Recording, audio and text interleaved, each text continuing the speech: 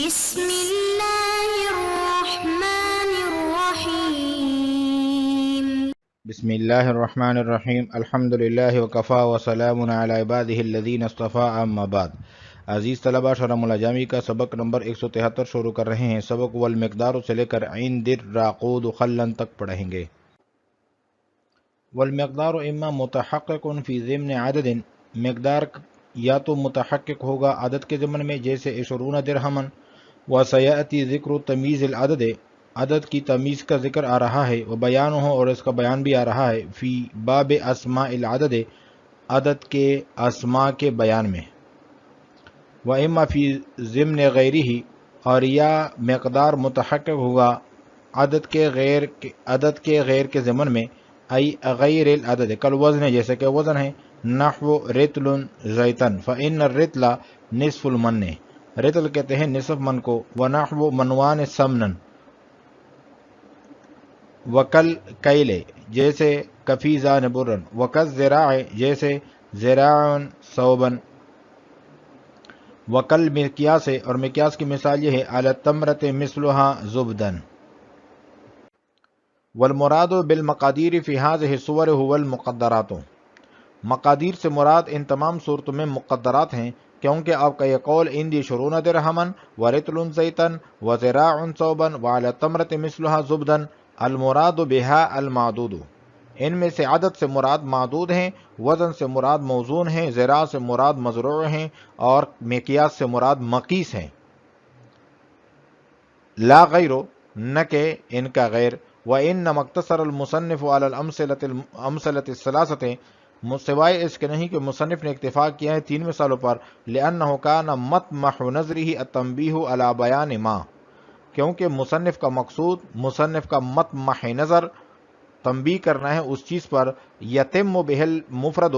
جس کے ساتھ تمام ہو جاتا ہے مفرد، وہ تنوین، اور وہ تنوین ہے، کما فی رتل زیتن، جس طرح کہ رتل زیتن میں ہے، والنون کما فی منوان سمنن، اور نون جو ہے منوان سمنن میں ہے، آویل اضافت، یا اضافت ہے، کما فی علی التمرۃ مثلها زبدن، جس طرح کہ علی التمرۃ مثلها زبدن میں ہے۔ ولہذا لم یستوف اقسام المقادیر، اسی وجہ سے مصنف نے بیان نہیں کیا ہے مقادیر کے تمام اقسام کو، وقرر بعضها، اور بعض کو مقرر بیان کیا ہے، ومعنی تمام الاسم، اسم کے مکمل ہونے کا مطلب یہ ہے، ان یکون علی حالت، کہ اسم ایسی حالت پر ہو، لا یمکن اضافته معها، جس کے ہوتے ہوئے اسم کی اضافت ممکن نہ ہو،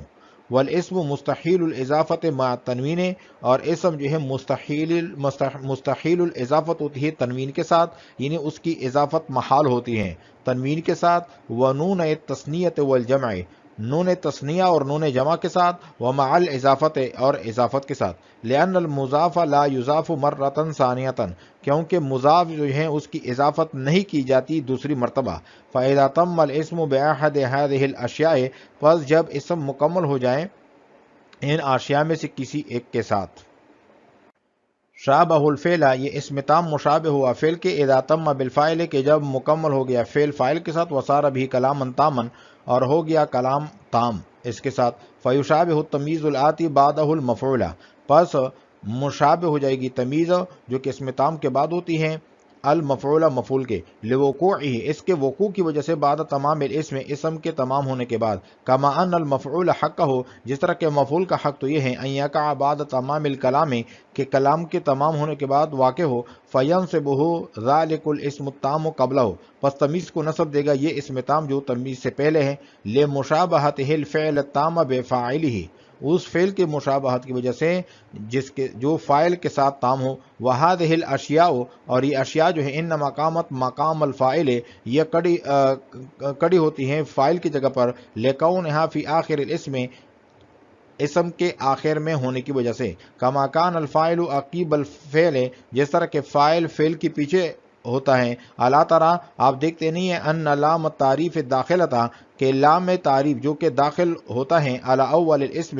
اسم کے اول پر وَإِنْ كَانَ يَتِمُّ بِهَا الْإِسْمُ اگرچہ اس کے ساتھ اسم مکمل ہو جاتا ہے فلا یضاف معها لیکن اس کے ہوتے ہوئے اس کی اضافت نہیں کی جا سکتی لا ينتصب التمیز عنہ تو اس کے ساتھ تمیز جو ہے وہ منصوب نہیں ہوتا فلا یقال پس نہیں کہا جائے گا عندی الراقود خلن والمقدار اما متحقق فی ضمن عدد نحو 20 درہما اس عبارت کے ذریعے سے شارح کی غرض متن اور مثالوں کے ممثل لہو کی تعیین کرنا ہے۔ اس کا حاصل یہ ہے کہ مفرد مقداری یا تو عدد کے ضمن میں متحقق ہوگا یا غیر عدد کے ضمن میں۔ اگر غیر عدد کے ضمن میں ہو تو پھر وہ غیر چار حال سے خالی نہیں، یا وزن ہوگا یا کیل ہوگا یا ذراع یا مقیاس۔ مفرد مقدار عدد کے ضمن میں ہو، اس کی مثال ہیں عندی 20 درہمن، اور مفرد مقدار وزن کے ضمن میں ہو جیسے عندی ریتل زیتن۔ ریتل جو ہے یہ نصف من کو کہتے ہیں۔ اس کی دوسری مثال ہے عندی منوان سمنن۔ تیسری مثال ہے مفرد مقدار کیل کے ضمن میں ہو جیسے کفیزان برن۔ نمبر 4 مفرد مقدار مقیاس کے ضمن ہو جیسے التمرت مثلها زبدن۔ والمقدار اما متحقق فی ضمن عدد مقدار یا تو متحقق ہوگا عدد کے ضمن میں جیسے 20 درہمن کہ میرے پاس 10 ہیں تو اس 10 کیا ہیں درہمن کے لفظ نے اس ابہام کو دور کر دیا کہ درہم ہے۔ وسیاتی ذکر تمیز العدد عدد کی تمیز کا ذکر آ رہا ہے وبیانہ فی باب اسماء العدد اور اس کا بیان جو ہے اسماء عدد کے بیان میں آ رہا ہے۔ واما فی ضمن غیرہ یا مفرد مقداری عدد کے غیر کے ضمن میں ہوگا، اور عدد کا غیر جو ہے وہ 4 چیزیں ہیں کل وزن جس طرح کا وزن ہے نحو رتل زیتن کہ میرے پاس رتل ہیں تو اس کا مطلب سمجھ میں نہیں آ رہا تھا کہ کس چیز کے رتل ہیں، تو زیتن نے اس ابہام کو دور کر دیا جو عندی رتل میں تھا۔ فإن الرتل نصف المن رتل جو ہے کہتے ہیں نصف من کو۔ ونحو منوان سمنن کہ میرے پاس 2 من ہیں تو اس میں ابہام تھا کہ کس چیز کے، تو سمن نے اس کو دور کر دیا۔ وکل کیلے کفیزان کہ میرے پاس 2 کفیز ہیں کس چیز کے ہیں تو اس میں ابہام تھا، برن نے اس کو دور کر دیا۔ وقت ذراع نحو ذراع صوبن کہ میرے پاس گز ہے تو کس چیز کی گز ہے، کپڑے کے گز ہے۔ وکل مقیاس علی تمرت مثلها کہ کھجور پر اس کی مثل ہے تو وہ کیا ہے، زبدن، تو زبدن نے اس ابہام کو دور کر دیا۔ والمراد بالمقادیر فی هذه الصور هو المقدرات۔ یہاں سے ایک سوال کا جواب دے رہے ہیں۔ سوال یہ ہوتا ہے کہ عندی 20 درہمن میں 20 معنی معین کے لیے موضوع ہے، اسی طرح عندی رتل زیتن میں رتل ایک معنی معین کے لیے موضوع ہے، پھر درہمن اور زیتن یہ کیسے تمیز یہاں پر بنتے ہیں، کیونکہ تمیز تو ابہام کو رفع کرتی ہے اور یہاں ابہام ہے ہی نہیں۔ تو اس کا جواب یہ ہے کہ ان مذکورہ صورتوں میں مقادیر سے مراد مقدرات ہیں۔ مثلا عندی 20 درہمن جو ہے یہاں پر 20 کا لفظ مراد نہیں کہ 20 کے لفظ میں ابہام ہے، بلکہ یہاں پر اس میں ابہام ہے کہ وہ 20 کس چیز کے ہیں، تو وہ درہمن نے ابہام کو دور کر دیا کہ درہمن ہے، کوئی اور چیز نہیں ہے۔ تو یہاں پر عدد سے مراد معدود ہے۔ اسی طرح عندی رتل زیتن اس میں رتل سے مراد موزون ہے جس چیز کا وزن کیا جاتا ہے، اور کفیزان برن میں جو کفیزان ہیں اس سے مراد کفیزان نہیں ہے بلکہ اس سے مراد مکیلی چیز ہے۔ اور زراع عندی زراع صوبن میں زراع سے مراد مزروع ہیں، خود زراع مراد نہیں ہے، یعنی جس چیز کے زراع ہیں اور وہ کپڑے ہیں، کپڑے کے زراع۔ اور اسی طرح التمرت مثلها زبدن میں مثلها سے مراد مقیس ہیں، اور یقیناً ان میں ابہام موجود ہیں۔ والمراد بالمقادیر فی هذه الصور هو المقدرات ان تمام صورتوں میں مقادیر سے مراد مقدرات ہیں، جس چیز کی مقدار بیان کی جا رہی ہے وہ مراد ہیں۔ لأن قولک عندی 20 درہمن ورتل زیتن وزراع صوبا وعلی تمرت مثلها زبدن المراد بہا المعدود، وعدد سے مراد معدود ہیں، اور وزن سے مراد موزون ہیں، اور مزروع سے ذرا سے مراد مزروع ہیں، اور اسی طرح مقیاس سے مراد مقیس ہیں، لا غیر، نہ کہ ان کا علاوہ۔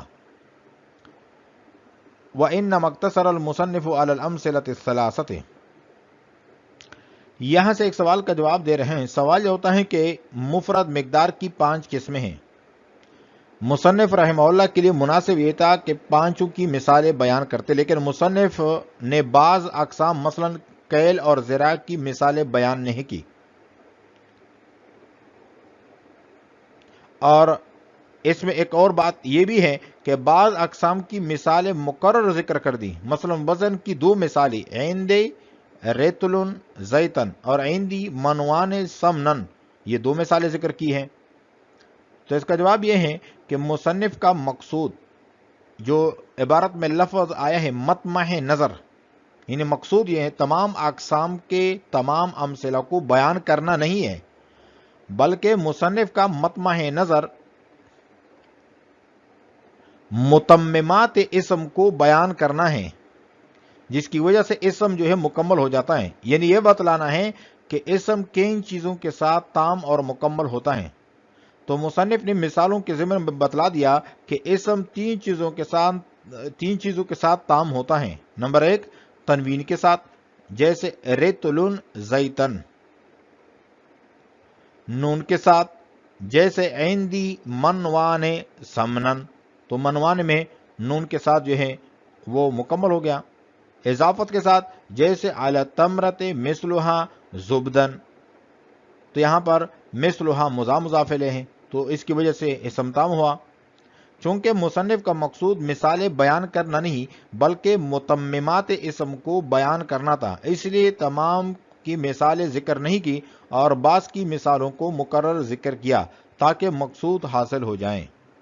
وَإِنَّمَا اقْتَصَرَ الْمُصَنِّفُ عَلَى الْأَمْثِلَةِ الثَّلَاثَةِ، اور مصنف نے اکتفا کیا ہے 3 مثالوں پر، لِأَنَّهُ كَانَ مَطْمَحُ نَظْرِهِ التَّنبِيهُ عَلَى بَيَانِ مَا، کیونکہ مصنف کا مقصود یہ ہے تنبیہ کرنا ہے اس چیز کے بیان پر یتم بہ المفرد، جس کے ساتھ مفرد مکمل ہو جاتا ہے، وَهُوَ التنوین، اور وہ تنوین ہے، رتل میں تنوین،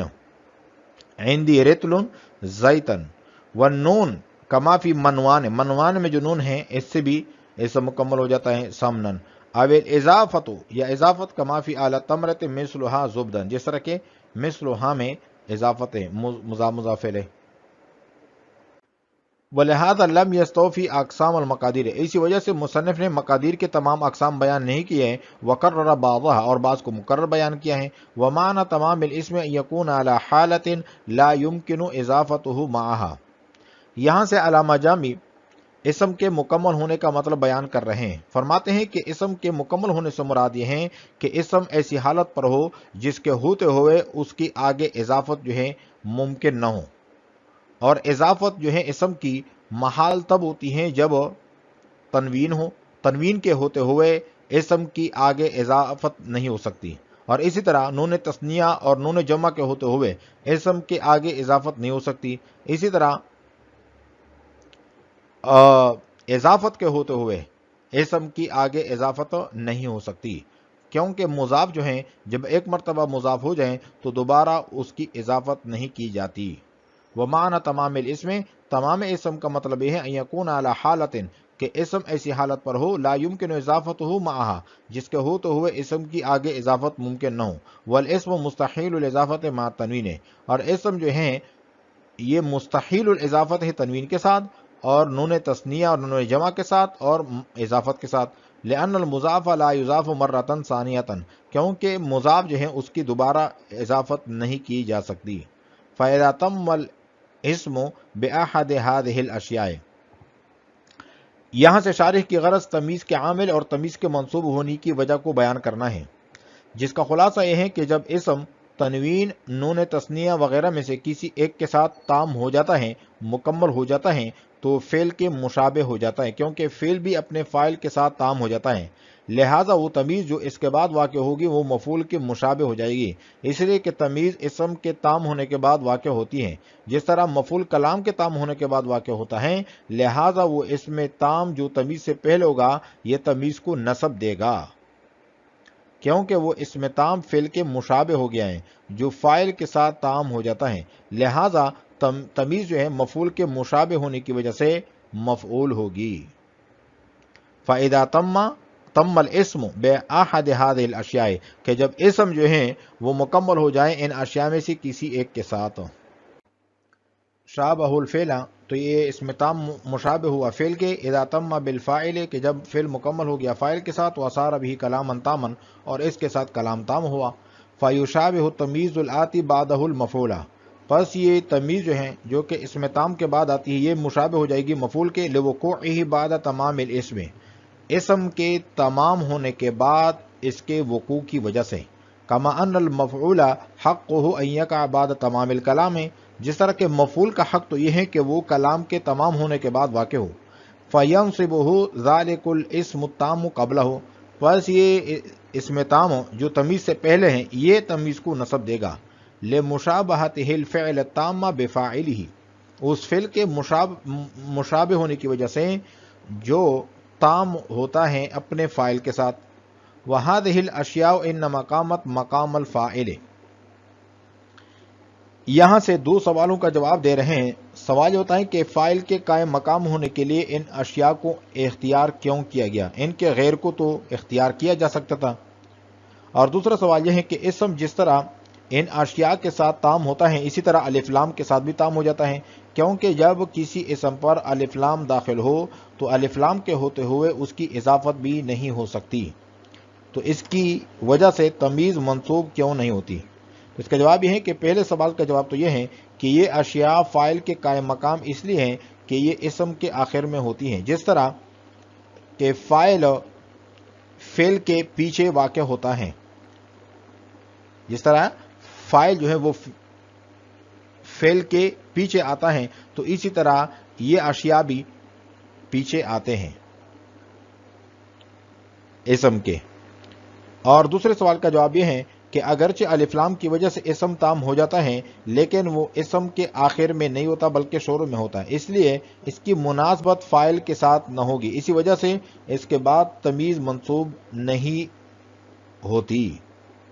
چنانچہ یوں نہیں کہا جاتا عندی الرقود خلن، رقود کا معنی ہوتا ہے بڑا مٹکا۔ وَهَذِهِ الْأَشْيَاءُ إِنَّمَا قَامَتْ مَقَامَ الْفَاعِلِ، اور یہ اشیاء جو ہیں یہ فاعل کی جگہ پر کڑے ہوتے ہیں، لِقَوْنِهَا فِي آخِرِ الْإِسْمِ، تو وہ کیسے؟ وہ اس طرح کہ یہ اسم کے آخر میں آتے ہیں، اسم کے آخر میں ہونے کی وجہ سے۔ كَمَا كَانَ الْفَاعِلُ عَقِيبَ الْفِعْلِ، جس طرح کہ فاعل جو ہے فعل کے بعد آتا ہے۔ اَلَا تَرَىٰ، آپ دیکھتے نہیں ان لام التعریف داخلتا، یہ لام التعریف یہ مضاف الیہ مل کر موصوف ہیں اور الداخلتا صفت ہیں، تو یہ منصوب پڑھیں گے ان لام التعریف داخلتا،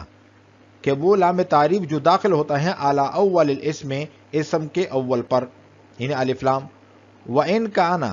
يَتِمُّ بِهَا الْاسْمُ، اگرچہ اس کے ساتھ اسم تو مکمل ہو جاتا ہے، فَلَا يُضَافُ مَعَهَا، اور اس کے ہوتے ہوئے اسم کے آگے اضافت بھی نہیں کی جا سکتی، لا ينتصب التمیز عنہ، لیکن تمیز جو ہے اس کے ساتھ منصوب نہیں ہوتی۔ فلا یقال، پس نہیں کہا جائے گا عند الراقود خلن، کہ آپ الف لام کی وجہ سے تمیز کو نصب دیں، یہ نہیں ہوگا۔